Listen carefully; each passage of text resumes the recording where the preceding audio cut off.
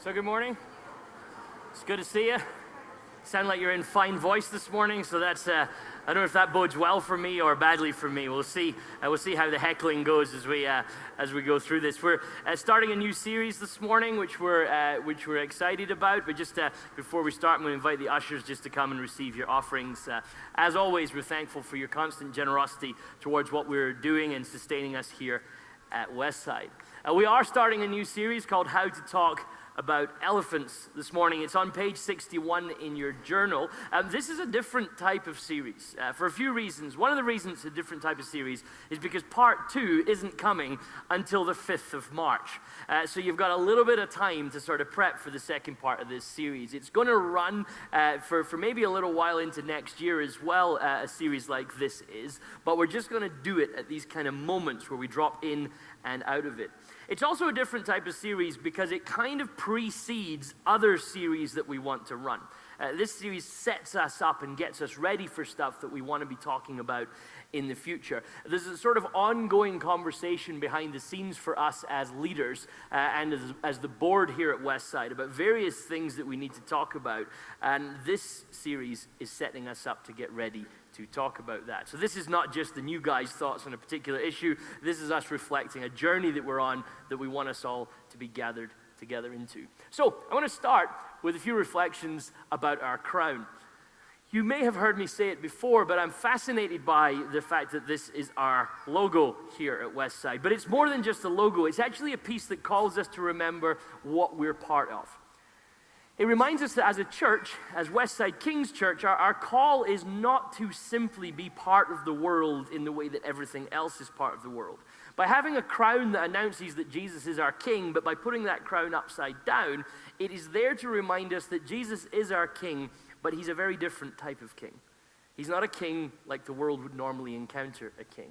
And therefore, that calls us to be a people unlike what the world normally encounters with a group of people. So the church isn't just some organization of a gathering of a few people to get together, but a group of people committed to a different way of being human, a way that we see modeled by Jesus in all aspects of his life, death, and resurrection.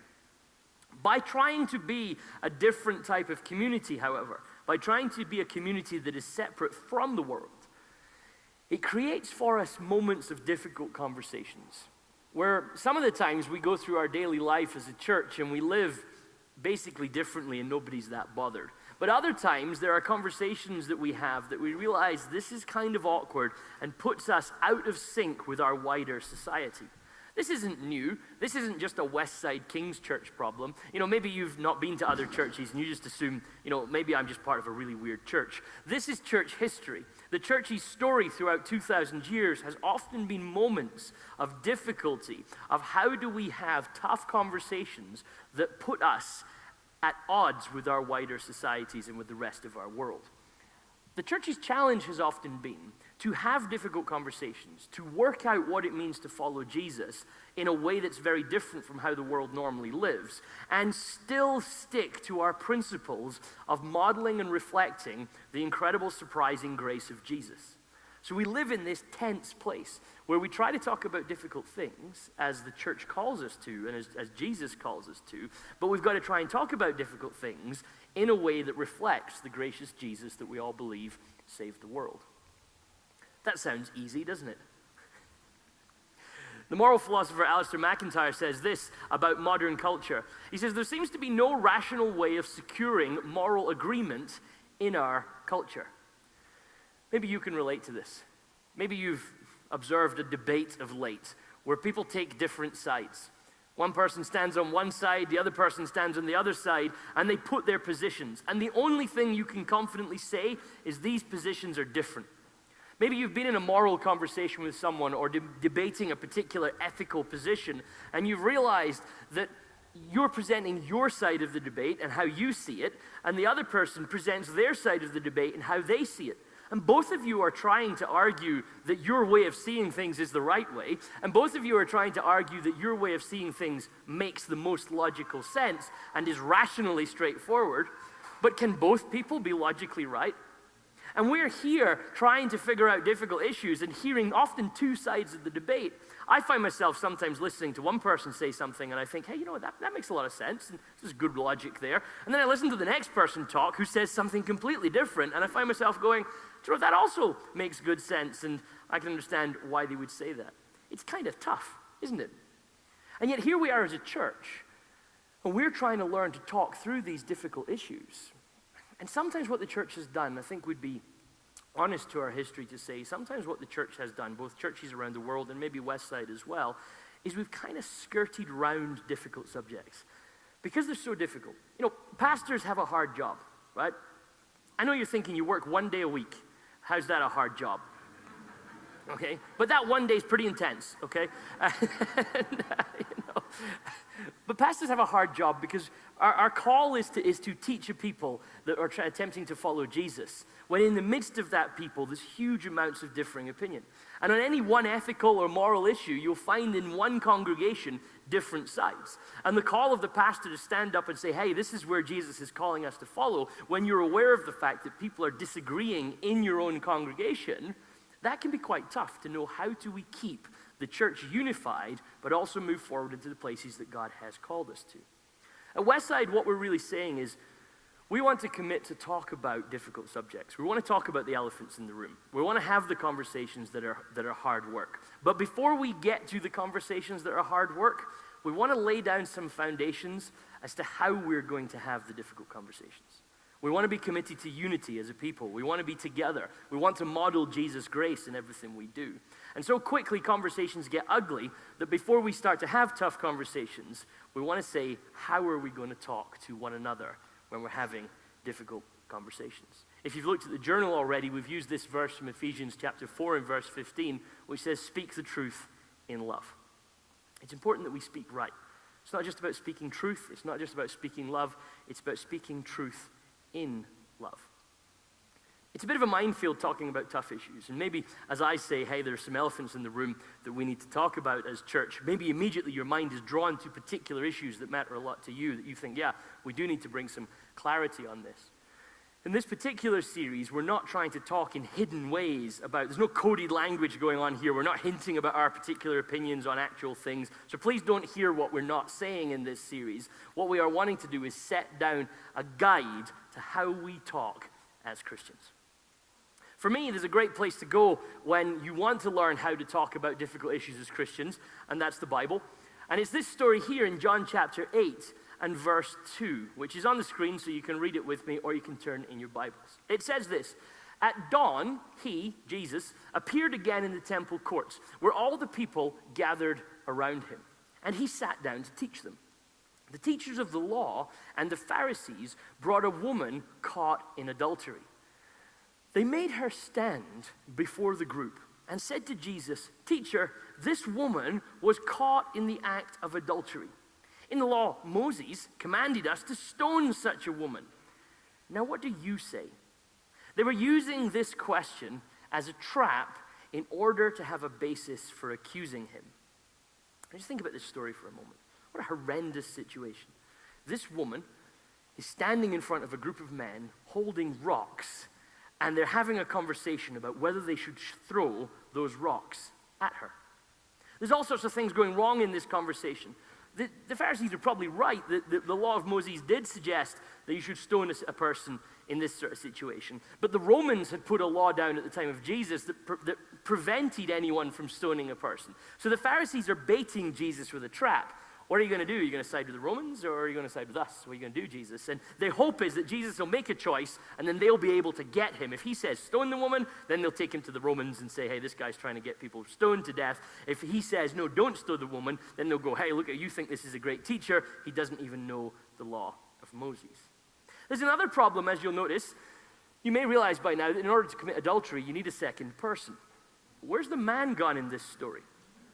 You know, and the law of Moses strictly specifies that the man and the woman need to be brought into this situation. Somehow, the man's done a runner and got away with it. So this woman's now standing here in front of these people with rocks, being accused in a completely fictitious court case. It's kind of ugly, isn't it? But Jesus bent down and started to write on the ground with his finger. When they kept on questioning him, he straightened up and said to them, "Let any one of you who is without sin be the first to throw a stone at her." And again, he stooped down and wrote on the ground. At this, those who heard began to go away one at a time, the older ones first, until only Jesus was left with the woman still standing there. Jesus straightened up and asked her, "Woman, where are they? Has no one condemned you?" "No one, sir," she said. "Then neither do I condemn you," Jesus declared. "Go now and leave your life of sin." It's a bit of a moral dilemma, this one. The Pharisees want a position from Jesus. This is often the thing we want from our teachers. Tell us what to think about this particular issue. Tell us how we should, where do you stand on this? What's your opinion? Give us the logic as to why you hold this particular place. In our moral conversations, so often we, particularly in the Western world, get drawn into theory and position and ideas. Jesus, you'll notice, wants a conversation. He wants to talk to this lady. And he wants to talk to this lady, but he's not going to do it while everybody's trying to throw stones at her. Notice what Jesus also does, which I think is quite clever and also quite hard for us to live with, is the Pharisees do what most of us do. We draw battle lines. You're over there, you're wrong. I'm over here, I'm right. You ever notice how you're always over here where it's right? And so I'm over here in the right, and you're over there in the wrong, and there's the line. And what Jesus does with his question, if you don't have any sin, go ahead and throw a stone, is he takes the line and he moves it all the way over here. And all of a sudden, we all find ourselves in the wrong. We all realize, actually, I probably should be over this side as well. Jesus removes the battle lines and says, well, where do you think you stand in this? Who do you think you are? What gives you the right to throw stones at this particular woman? It's amazing how quickly our smugness turns to embarrassment when Jesus starts to talk to us. It's amazing how much we think we've got it all sorted out and we're okay until we have a conversation with Jesus. But it strikes me that this story reflects so much of our modern cultural dilemmas around our moral positions. Jesus seems caught in an unsolvable situation. Alistair McIntyre at the start, didn't he? He said, it feels that our moral situations are unsolvable. How does Jesus get out of this debate? How does he get away? The other thing I notice about this debate is that it presents itself as a rational, logical debate. Hey, Jesus, what's your opinion on adultery? What should we do? But actually, under the surface of this debate, and the writer of John's Gospel is very clear on this, it's not actually a debate about this woman. It's not a debate about adultery. It's an attempt to trap Jesus. How often our moral discussions actually have deeply personal issues. We say that we're being rational and logical when we hold our particular position, but actually, often it's our feelings and our emotions and our personal story that guides our opinion. Maybe you've seen this happen. I know of someone who had a very hard line on issues of marriage and divorce, and they were a Christian, and they said, no, it's black and white. I understand exactly how this works, and there's no moving on it. And then someone in their family went through a divorce. And all of a sudden, they started to tweak and adjust their position because once it became personal to them, once it ceased to be a theory or just a position, but it was actually real people, they realized that their theory and their position needed some work. You see, because it strikes me in this story that we often want to be rational and logical, but actually our real motives are often very personal and emotional. And notice that the story's not really a story about right and wrong either. Did you see that when we read it? Nobody ever deals with whether this is a right or wrong debate. Jesus is actually quite clear. He says to the woman, look at the last thing he says to her. I'm not going to condemn you, but you need to change the way you live. Jesus doesn't approve of the choices the woman has made. He doesn't want to get involved in some sort of gung-ho court. He doesn't want to get involved in a lynching. He's definitely not going to get involved in an argument about the rights and wrongs of how they should go about stoning this woman. But he isn't going to shy away from the difficult conversation, which is to say to this woman, actually, your life choices are really bad and you need to stop doing them. But so often our debates about right and wrong get lost because we're only worried about who wins. We're not actually worried about what's right and what's wrong. We just want to make sure that our position is the one that wins. And in the midst of arguing about who's winning, people get forgotten about. Positions, rather than conversations, allow us to forget about people. And in the middle of this story is a woman stood in front of a group of men with stones that want to throw those stones at her. And notice how quickly she gets forgotten in the story. How often our conversations about difficult issues forget the fact that these are real people. You see these political footballs getting thrown back and forward about who's got the right opinion and who's going to hold this right, and we're using arguments and conversations, yet in the middle of it all, there's real people that need help. So basically what I think when I read this story is that Jesus is saying this, and I want to set this phrase up as perhaps a reminder for us as a church.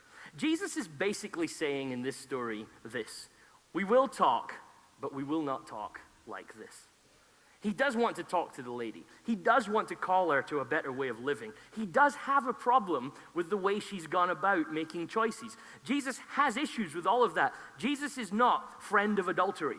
You know, Jesus doesn't go up to this woman and go, hey, sleep with whoever you want. I don't care. I'm Jesus. I'm bigger than all that. Jesus says, no, actually, there is a better way for you to live. There is a better way for you to be human. But we're not going to talk about it with stones held over our heads and your death at threat in the conversation.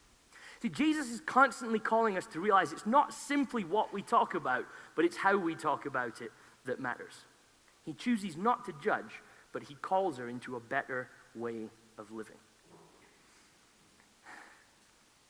So for us, we're Christians. We're involved in contemporary life, and there's a lot of big debates coming across our table that we need to think very seriously about. The problem is, so many of these debates have been conducted in a way where we build a wall and throw rocks over it at each other, trying to prove who's right and who's wrong. We've pretended that they're graceful. You know, we say, hey, you know, Jesus is all about grace, but all the time we've got a rock in this hand behind our head, waiting for you to disagree with me. And then I'm going to throw my rock and you can feel the weight of grace. With so many difficult things that we want to talk about, but they're difficult to talk about well. Think about it in church. Things that we need to talk about that are awkward and horrible. Money. You know, no pastor really likes talking about money. Jesus spends so much time talking about what we do with our finances, often because what we do with our finances really does reflect what's going on in our heart. But it's not a nice thing to talk about because it's deeply personal. We say, oh no, don't talk about that. Or if you look at the news cycles, how often the news cycles are caught up in debates about the value of life. Now, they often don't frame it that way. You know, they don't often talk to you, hey, we're going to have a debate now about the value of life. But look how often questions about abortion or euthanasia or assisted dying or war, how often these conversations are happening in front of us. These are questions about the value of someone created in God's image. These are tough questions. These are difficult questions. And they're not just theories and positions to hold. They're about real people and real lives that we're all living amongst. And we find ourselves as Christians often forgetting the humans in the middle of the story as much as anyone else does. What about sex? The Christian world has become deeply divided over issues of sex, over what it means to have attractions to someone of the same sex as you. The Christian world has become deeply disturbed in its own self and deeply deunified in discussions of how does a person who has same-sex attractions follow Jesus? What does that look like? How does that work? David Kinnaman in his book Unchristian says this: when asked by the Barna Group what words or phrases best describe Christianity, the top response amongst Americans aged 16 to 29 was anti-homosexual. For a staggering 91% of non-Christians, this was the first word that came to their mind when asked about the Christian faith. Now, I don't care what your opinion is on same-sex attraction. That quote should disturb you. Really, is that something we're comfortable with? That's what we're primarily known as? Anti-something? This is the world that we live in as Christians. Of course, listen, let's be honest. Christians are getting really, really wound up about this particular conversation, and we're hating a lot of each other about it. But, you know, we're not really in a great place about sex generally. we think that that's our issue, but actually, Christian tradition over the years has spoken about marriage as the singular place to work out your sexual identity. But increasingly in churches, marriage is coming to kind of, well, if you feel like it, get to it, but hey, And then we've started to invent language which we've embraced as the church, which is total nonsense. We talk about sexual compatibility. So now people are engaging in relationships with a kind of try before you commit sort of process. And yet the whole time we've got this going on, we're going, oh, the same-sex issue is a bit of a big issue. Actually, we've got a lot bigger issues going on and maybe that's why we're scared, because we know if we actually dig at some of these issues, a whole host of other stuff's going to have to get dealt with at the same time. While we're arguing about one thing, there's other stuff going on. So maybe we need to breathe out. And maybe you need to breathe out now a little bit. Got kind of intense real quick there, didn't it? Maybe we need to breathe out as a people and confess that if we're going to talk frankly and openly, we've got to do it in a place of trust. We've got to do it in a place where we feel safe to have those conversations. Trust should be something that's constant for us as a church. What we're saying as a leadership at Westside is that we're not going to have difficult conversations until we commit to being mature enough to not throw stones at each other while we're having the difficult conversations. This story of Jesus in John 8 is going to be our model. So in the same way as Jesus says it, we say it. There are things to talk about, but we're not going to talk about them like that. And for us, it seems more important that we as a church don't talk about difficult issues if the only way to talk about them is to bring disunity. The one thing that should mark us out as the people of God is our ability to do things around a common table, our willingness to do things in a way that has grace and humility all over it. The theologian Stanley Hauerwas puts it like this, and I love this phrase: maybe we need to learn how to speak Christian. You see, because the church gets so easily dragged into the world's way of talking, into dividing lines and having ins and outs and rights and wrongs that are people, and it's so easy to get caught up in that. The church also then gets really easily caught up in society's ideas about how life works. How often have you heard somebody say, hey, the church just needs to get with the times. The world's moved on, the church needs to catch up. This whole marriage stuff or whatever else is going on, the church needs to get with what's going on. People say things like the church needs to make sure it's on the right side of history. And I want to say that I think the church's primary responsibility is to be on the right side of the resurrection. The church's primary responsibility is to be doing what Jesus has called us to do. Jesus calls us to follow difficult paths sometimes. Jesus calls us to make awkward decisions sometimes. But following Jesus isn't a popularity contest as to how we best fit in our world. But it's about following Jesus regardless of what that calls us to be.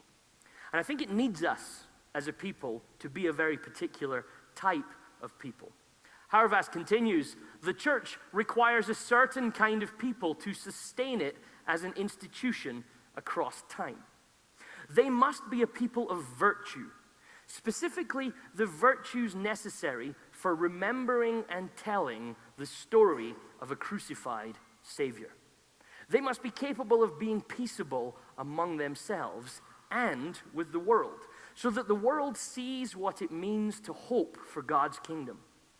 In such a community, we are not free to do whatever we will, but are called to develop our particular gifts to serve the community of faith. That's a kind of painful paragraph. We are not free to do whatever we will, but we are called to develop our particular gifts to serve the community of faith. Maybe you don't like how Hauerwas phrases it, so what about Micah, chapter 6 and verse 8? He has shown you, O mortal, what is good. And what does the Lord require of you? To act justly, to love mercy, and to walk humbly before your God. God calls us to be a people of justice. That's to do what's right. Rightness is important to us. But also to do it mercifully. And how often in almost all of our debates do we need reminded to be humble? And this is the juggling match that talking Christian requires, that we figure out how to do what's right, to talk the truth, but we do it gently, mercifully, but also we do it humbly, patiently, and slowly. So these three words I kind of want to help define how we're going to have conversations here at Westside when it comes to tough stuff. We're going to talk truthfully, but we're also going to talk softly and we're also going to talk slowly. Our history as a church has been one that we're prepared to talk about difficult issues and how those difficult issues make sense in the light of the gospel. So this is a bit of a cultural piece for us this morning. It's a bit of us setting out our stall for how we're going to do things and how the culture at Westside is going to embrace with stuff. We are going to do it truthfully, but we're going to do it softly and slowly. Westside King's Church must be a safe place for tough conversation. It must be a place where we can deal with difficult issues and not worry about a rock landing on our head halfway through the conversation. So, briefly then, how do we talk truthfully? I don't know if you've noticed, but in our postmodern context, truth is a bit of a slippery issue. Truth, like some of you grew up and truth was very straightforward. There was true stuff and there was not true stuff. And now truth's not black and white anymore. It's kind of gray, and we're not quite sure what truth is. Part of our problem is our culture's become so embedded with feeling and emotion that often when we talk about right and wrong, what we're really talking about is pleasing and unpleasing. And most people in our society have kind of basically worked in a premise that if it feels good, it must be right, and if it feels bad, it must be wrong. The Christian confession points out, particularly with the Jesus on a cross, the Christian confession points out that sometimes the right stuff doesn't feel nice at all. Maybe you've been in one of those situations in your life. Can you remember a moment when you knew categorically what the right thing to do was, but it was the last thing you wanted to do? Because it was difficult, it was hard, it was messy. And there's been other points in your life where the wrong thing to do was the easiest choice in the world to make. And we've got to be careful not to confuse right and wrong with feeling good and not feeling good. Truth-telling calls us to something different.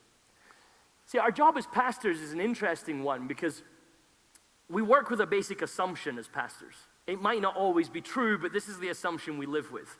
That we are part of a community of people that want to be regularly called into following and living out the faithful story of Jesus. That's why if you notice when we sing worship songs, those songs call us to live faithfully to Jesus. When we preach sermons that call us to live faithfully as a people following Jesus. We don't need to do that. There's plenty of songs out there that are like, hey, we hope you're having a great day and Jesus thinks you're awesome. There's plenty of sermons on the internet we could buy and play that just says, you look fantastic, God bless you. But actually, for us to be the community that God's called us to be, we need worship and preaching that calls us towards being people that live true to the God that saved us. True to the God who wants to call us into a different type of story. So the gospel, the Jesus we follow, he often calls us out of complacency. He calls us away from just assuming we fit well with the world. And he calls us to trust him, our leadership, and each other, that what we're trying to do is work that out. James Gustafson, in his book, Christian Ethics and Community, says this: people in a community must learn to trust one another as well as trust the community itself. As pastors, we're saying, hey, trust us. We're trying to lead us in a way that's faithful to Jesus. But we're also trusting you that that's where you want to go. We're trusting you that every Sunday we gather together and in the weeks we work this out, that we are a people that want to be committed to looking like Jesus followers in our world. See, truth matters to us as Christians. Hopefully you're with me on that. Truth matters to us as Christians. Not because truth will change the world. Let me just take the pressure off us for a minute. God doesn't ask us to change the world. That's not our call. God asks us to be the church and be witnesses to the God who has changed us. It's God's job to change the world. Our job is to live as people who have been changed. Our job is to live as people that witness to the incredible changing power of the God that we follow. So we live out God's truth, even if nobody else follows it, because that's what God has called us to be. As a result, we as the church, we set our own agenda. We're not governed by political correctness or societal opinion or how people think outside of us we should work, but we set our cue to be the church that shows the world a better way of living. It's exactly what Jesus did with the woman. He didn't let them kill her. He didn't let them throw stones, but he did call her to live differently. We also need to learn to talk softly. Not driven by fear. Fear often drives so many of our discussions. Far too many Christians out there are worried about a particular societal issue, and therefore, because of fear, think, hey, we've got to talk about this now, and it's been driven by the wrong agenda. like Jesus, we must commit. We're not going to talk about this until we put down our stones. We're not going to be violent in our conversations about this. Let me just say this. The truth doesn't need violence to support it. The truth is just true. We don't need to fight for truth. We just need to live it out. We need to work it out. Bear in mind, we follow a God who doesn't rule his creation by coercion and violence. We follow a God who ruled his creation by dying on a cross, by absorbing the violence, by taking that violence into himself. We don't need to be a violent people. And therefore, we don't necessarily need to be a judging people.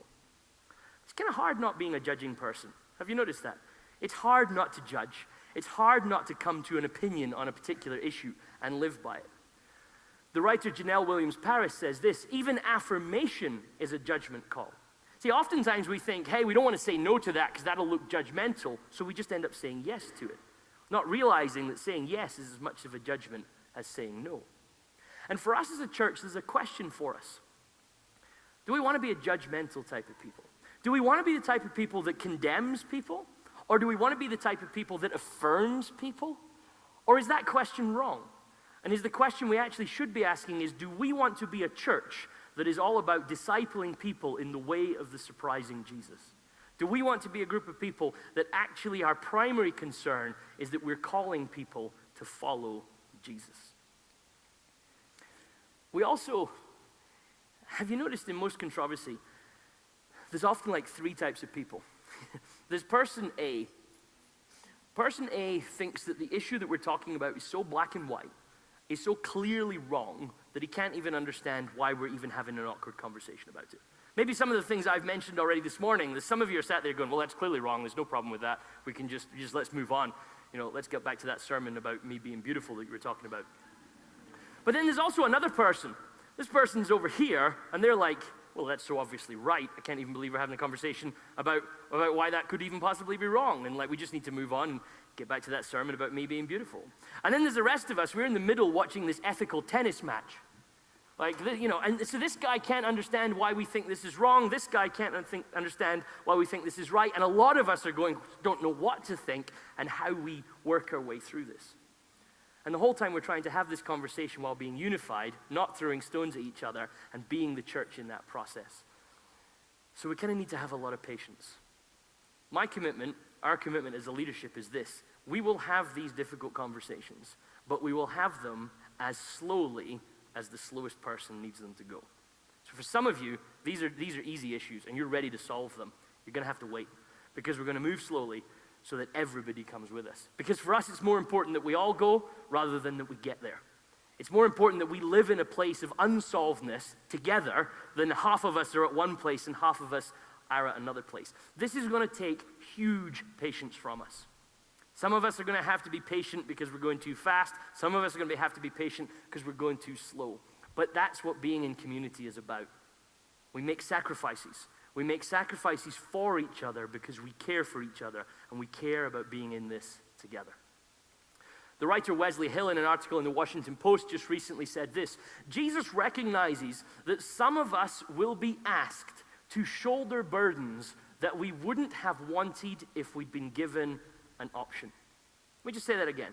Jesus recognizes that some of us will be asked to shoulder burdens that we wouldn't have wanted if we'd been given an option.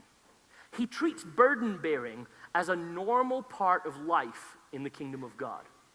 As author Eve Tushnet often puts it, the sacrifices you want to make aren't always the only sacrifices God wants. You know, some of you can remember a day when church was a lot simpler. Some of you can remember a day when it seemed kind of just obvious what being a church was like and kind of obvious what being a church was not like. And we kind of sit now and go, this is not what I want. And this kind of part of me wants to say, well, that's where we are. This is the world we now live in, and we've got to figure out how to live truthfully, but softly and slowly in the midst of that. Patience is one of the most important fruits of the Spirit for Jesus followers if we're going to live out in this world in a way that's not violent and angry. Let me say this, though. We can be patient on this stuff. We can afford to wait on this stuff. Because our hope is not in solving these problems. Our hope is in God. Our hope is that the God who called us and formed us, the God that brought us to this community, is God over all these things. And we're not in a fight to win who's right and wrong. We're in a journey to follow Jesus about what it looks like to be his church for the world, which, by the way, is also his. So we're calling us to a place of truth, but a place of gentleness and softness and a place of patience and moving slowly. To end this morning, we're going to end with a benediction, which we've titled Waiting for Elephants. But I'm going to hand it over to my brother, Bob Osborne, to take you through this benediction. Thank you, Bob. Don't get nervous with another pastor taking the stage. I'll be very brief. Over the years here, we've learned to wait at Westside. We've waited through transitions.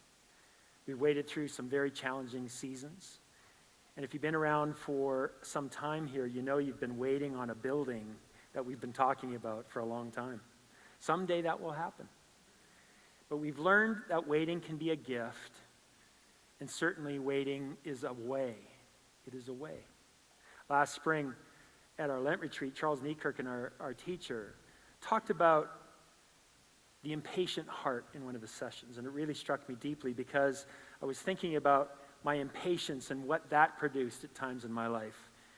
And those few times when I did get it right and where patience did yield the peaceful fruit of righteousness. Patience matters. Can we learn patience together as a community? Can we learn what it means to wait for each other? This little line from Paul's instruction about the communion meal to the Corinthian church, wait for one another, is a beautiful text. Perhaps we struggle with patience when we feel we have found the truth about something. So there's something else I've experienced, how truth can get lost when we rush into our arguments. So what I want to do now is finish with a poem that is a prayer. The poem is written by C.S. Lewis. Who else? It's got to be him.